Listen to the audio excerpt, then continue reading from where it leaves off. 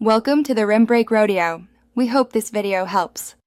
You begin by making the PC reachable.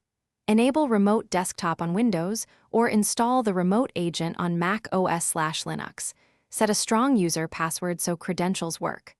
Once done, install the Android client app and give it permission to use the network.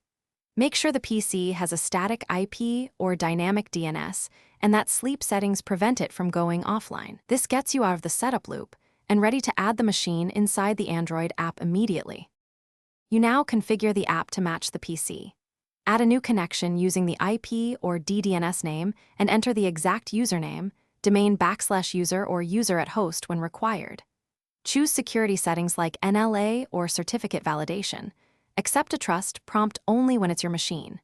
Then set performance options, lower resolution or bandwidth usage for slow networks, enable clipboard and file transfer if needed. Once configured, save and run a test connection to confirm credentials and security settings work. You should be ready to connect and control the desktop from your phone.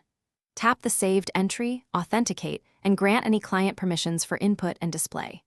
Once connected, adjust resolution and scaling, enable or disable multi-monitor, and test file transfer or audio redirection.